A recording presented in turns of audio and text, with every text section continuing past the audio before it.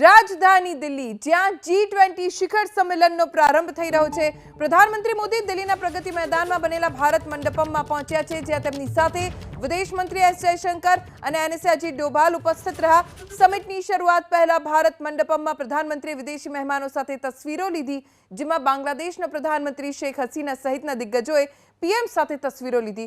Photo session દરમિયાન PM મોદીએ હાથ મિલાવી તમામ નેતાઓનું ઉષ્માભર્યું સ્વાગત કર્યું। फोटो सेशन में पीएम मोदी नो अलग अंदाज जोवा मळ्यो, जेम हाथ मिलावता समय दरेक नेताओं साथे पीएमए बात करी। तेमने G20 समिट माटे आवकार्या। सवारे 10:15 वागे समारोहनी शरूआत पहला प्रधानमंत्री मोदी संबोधन करशे, त्यारबाद सम्मेलननो प्रारंभ थशे।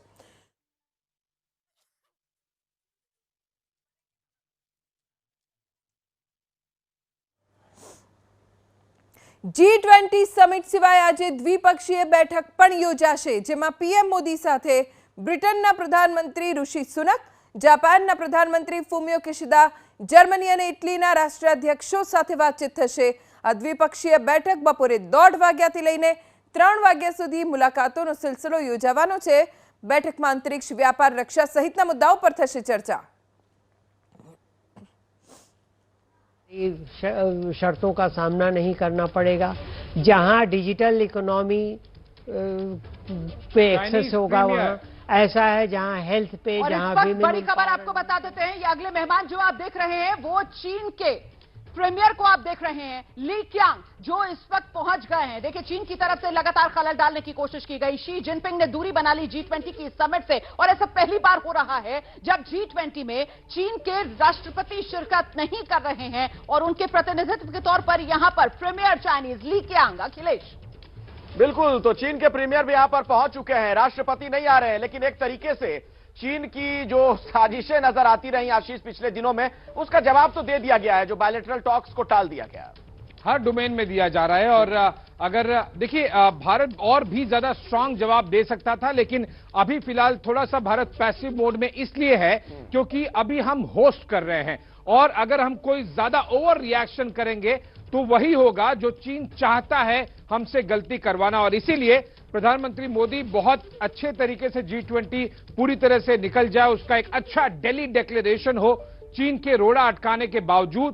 और ये डाउनग्रेड करने की कोशिश की गई है शी जिनपिंग द्वारा ली क्यांग को भेजकर, और ऐसे समय में जब भारत और चीन दोनों ही तरफ से कोशिशें भारत की तरफ से कोशिश की जाती रही, लेकिन चीन की तरफ से ये बिल्कुल भी कोशिश नहीं की गई है कि LAC का टेंशन शांत हो। ये आग में घी डालने वाला काम। मेरे साथ अभिषेक उपाध्याय भी जुड़ गए, हमारे वरिष्ठ सहयोगी। और अभिषेक, देखिए, अभी थोड़ी देर पहले दीपक वोरा साहब कह रहे थे कि पूरी दुनिया की राजधानी अभी नई दिल्ली नजर आ रही है। वाकई में यही माहौल दिख रहा है, जो हमने नाम भी दिया है कार्यक्रम का, विश्व उत्सव। और इसमें चीन के राष्ट्रपति ना आए हों, लेकिन प्रीमियर का पहुंचना क्या कहता है? देखिए, ये बहुत महत्वपूर्ण है, क्योंकि शी जिनपिंग 2013 में राष्ट्रपति बने थे अखिलेश, और उसके बाद से एक रोम की समिट थी जो उन्होंने मिस की थी, और वो भी इसलिए मिस की थी कि उस समय कोरोना की महामारी थी। उसके अलावा कहीं मिस नहीं की है। इंडिया में वो क्यों मिस कर रहे हैं, इसके सीधे से मायने। और देखिए, चीन कहां नहीं है। अफ्रीकन यूनियन के 55 देश इस G20 का इसमें बतौर सदस्य शामिल हो जाएंगे। यहां भी चीन क्रेडिट ले रहा है कि हमने इसकी पहल की थी, जबकि ये पूरी तरह से असत्य है।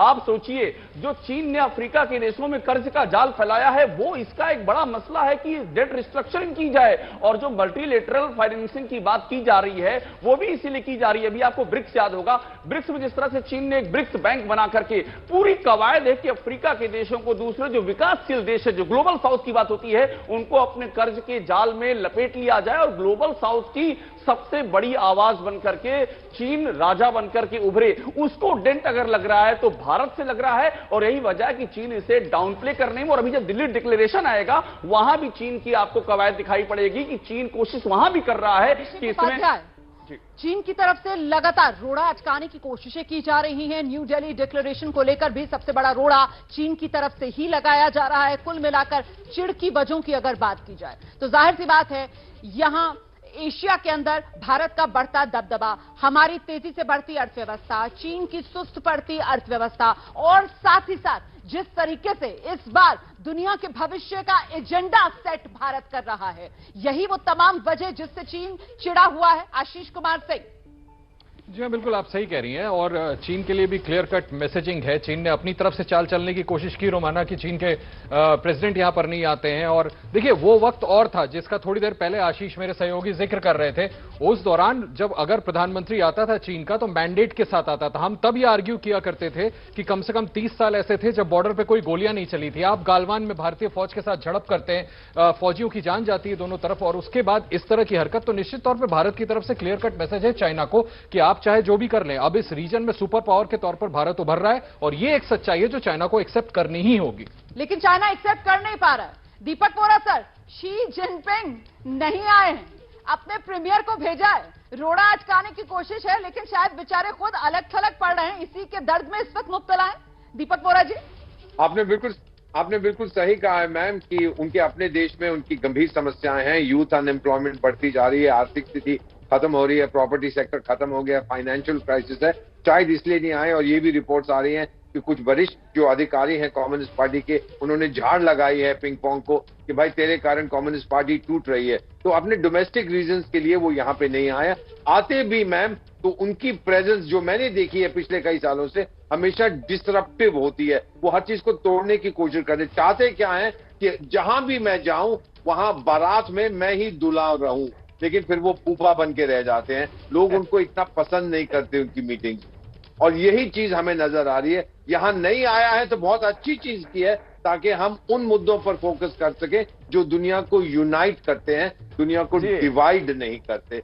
ये हम पे मेहरबानी की है उस व्यक्ति ने यहां ना आकर। आपने बहुत सही तंज किया दीपक बोरा साहब, जो उदाहरण आपने पेश किया दूल्हे और फूफे वाला, ठीक है, लेकिन मैं इस पर यह भी आशीष आपसे समझना चाहूंगा, भले ना आए चीन के राष्ट्रपति, हुआ तो कुछ नहीं। आप देखिए कार्यक्रम पूरी तरीके से सुपरहिट नजर आ रहा है, पूरी दुनिया की निगाहें नई दिल्ली की तरफ है। और आप सोचिए ना, आर्थिक लिहाज से भी दुनिया में जो 80% अर्थव्यवस्था को कंट्रोल करने वाले देश हैं, उसके प्रमुख यहां पर हैं, उनके प्रतिनिधि यहां पर हैं। एग्जैक्टली देखिए, अगर आप चीन की ये हरकत देखेंगे तो उन्होंने अपने पैर पर कुल्हाड़ी मारी है, क्योंकि अमेरिका की तरफ से भी, व्हाइट हाउस से ये ऑफिशियल स्टेटमेंट आ गया। जो बाइडेन ने भी खुद कहा कि हम उम्मीद करते थे कि वो आएंगे, लेकिन आए ही नहीं, यानी कि भाग खड़े हुए। आप पार्टिसिपेट ही नहीं करना चाहते हैं। उन्होंने अपनी मंशा को अपने एक्शन के जरिए पूरे विश्व को एक बार फिर वेरीफाई कर दिया, प्रूव कर दिया कि उनकी दिलचस्पी नहीं है एलएसी के टेंशन को कम करने में या सॉल्व करने में। उनकी दिलचस्पी नहीं है कि कोरोना जो उनके देश से निकला था, वो उसके आगे जो इंपैक्ट हुआ है उससे किस तरह से निपटा जाए, विश्व की उसकी मदद की जाए। उनकी दिलचस्पी नहीं है जब भारत बात करे कि G20 से G21 हो, अफ्रीका का इंक्लूजन हो, वो वहां पर नहीं रहेंगे। ये